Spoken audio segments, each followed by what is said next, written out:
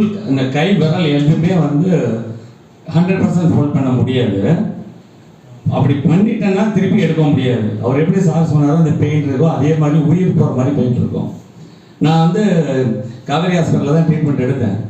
Actually பார்த்தீங்கன்னா 6 மாதம் அவங்க மெடிசன் எல்லாம் கொடுத்தாங்க. ஈவன் சிங்கிள் இது கூட எனக்கு வந்து ரெக்கவரி இல்லவே இல்லை. ஸோ அதுக்கு அது அப்புறம் அதே மாதிரி எனக்கு இந்த ரைட் லெக் முட்டி போட முடியாது. லெஃப்ட் லெக்கில் ஒரு ஆக்சிடென்ட்டு 5 மினிட்ஸ் மேலே நிற்க முடியாது.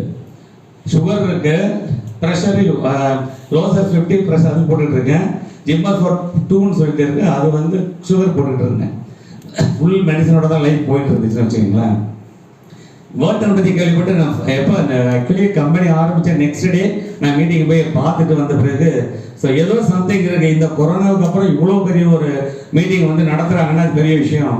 என்னென்னா பார்க்கலான்னு சொல்லிட்டு எங்கள் ஆஃபீஸ் வந்து நான் மீட்டிங் அட்டன் பண்ணிட்ட பிறகு ப்ராடக்ட் வாங்கி யூஸ் பண்ண ஆரம்பித்தேன். ஆனால் எப்படி சரியாச்சுன்னு தெரியாது. உண்மையாக சொல்லப்போனால் வித்தின் 1 மந்தில் எனக்கு இந்த கை விரல் பார்த்தீங்களா உள்ளெல்லாம் வந்து பிளாக்காக இருக்கும். இப்போ பாருங்க பக்கா பிளட் சர்க்குலேஷன் சூப்பராக இருக்குது. ஸோ கை பாருங்கள் இதாக இருக்கும்.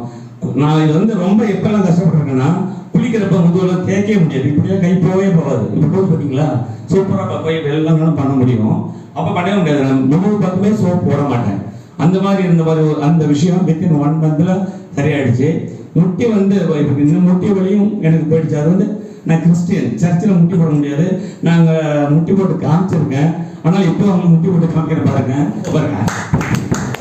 ஓகேயா, எனக்கு 67 வயசு. நான் கை பிடிச்சலாம் எழுதிங்களா ஆட்டோமேட்டிக்காக முட்டி போடணும் தெரியுங்களா.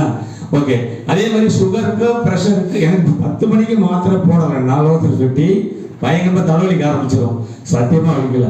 ஆனால் உண்மையிலேயே பார்த்தீங்கன்னா இந்த 1 மந்தில் எல்லாமே சேஞ்ச் வந்துச்சு. அப்போ பிஸ்னஸ் மோட்டிவ் எனக்கு சுத்தமாக இல்லை. ஏன்னா ஐஐடி ரிட்டையர்டு பென்ஷன் வருது. என் பசங்க வந்து நல்லா ஏர்ன் பண்ணுறாங்க. எங்கேயும் பிஸ்னஸ் போகக்கூடாதுன்ட்டாங்க. அதனால் நான் வீட்டில் தான் இருந்தேன். ஸோ அதுக்கு பிறகு பார்த்தீங்கன்னா இப்போ எந்த பிரச்சனையுமே கிடையாது. சாதாரணமாக வந்து நார்மலாக இருக்கேன். இப்போ மெடிசன் எதுவும் வாங்குறதே கிடையாது. நான் நிறைய டாக்டர்கிட்டலாம் பற்றி பேசிக்கிட்டு இருக்கேன். ஸோ டீம் நிறைய டெவலப் பண்ணியாச்சு. மேஜராக சொல்லணும்னா ப்ராடக்ட் இப்போ சார் சொன்ன மாதிரி தான் எப்படி உள்ள ஒர்க் பண்ணுது அப்படிங்கிறத ரிசர்ச் பண்ணுறதை விட நிச்சயமாக இதை சரி பண்ணுது அப்படிங்கிறத நான் ஆணித்தரமாக சொல்கிறேன். நன்றி சார். நான் ஆக்சுவலி நான் இப்போ 65 கிலோ வெயிட் இருந்ததுனால காலையில் 6, காலையில் 3, நைட்டு 3 அப்படின்னு சாப்பிட்ற மாதிரி சாப்பிடுவேன். ஆனால் யார் வீட்டுக்கு வந்தாலும் எடுத்து கொடுக்குறப்பெல்லாம் நானும் சாப்பிடுவேன். ஒரு நாளைக்கு எப்போ ஒரு 10 சாப்பிடுவேன். நிச்சயமாக 10 சாப்பிடுவேன். அது குறைச்சலே கிடையாது. 10 குறைச்சலே கிடையாது. வாங்கிட்டு கூட சாப்பிட்டுட்டே இருப்பேன். தான் பண்ணிட்டு இருந்தேன். ஆனால் இன்னொரு முக்கியமான விஷயத்தை நான் சொல்லிடுறேன் சார். எங்கள் நாய்க்குட்டிக்கு இந்த புருவத்தை முடியெல்லாம் சுத்தமாகவே கட்டி போச்சு. ஒரு வாட்டி ட்ரீட்மெண்ட்டுக்கு போய் போனேன். 25,000 ரூபீஸ் செலவாச்சு 1 வீக்கில்.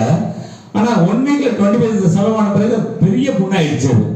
அப்புறமா வசந்த மடம் சொன்னாங்க, ஒரு அதில் மலேசியாவில் ஒரு டாக்டருக்கு வந்து கேன்சர் கொடுத்து எல்லாம் சரியாயிடுச்சு, நீங்கள் இதை கொடுத்து பாருங்களேன்.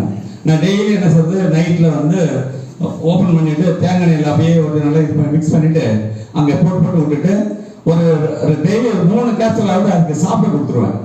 அதுலேயே தேங்காய் எண்ணெயில் போட்டு சார் வித்தின் 15 டேஸ் முடி சூப்பராக முளைக்க ஆரம்பிச்சிருச்சு. நான் இப்போ எங்கள் ஃபோட்டோலாம் இருக்குது. நான் ஒரு ஸ்டெப் ஃபோட்டோலாம் எடுத்திருக்கேன். இப்போ நான் டெய்லி சாப்பிட்ற மாதிரி அதுக்கும் டெய்லி கொடுத்துட்டு இருக்கேன். ஸோ உண்மையிலேயே மனுஷனுக்கே கிடைக்குது, நாய் கொடுக்குறேன்னு கேட்பாங்க. அதுவும் ஒரு உயிரினம் தானே, அதை காப்பாற்றணும் தான் பண்ணிட்டு இருக்கேன்.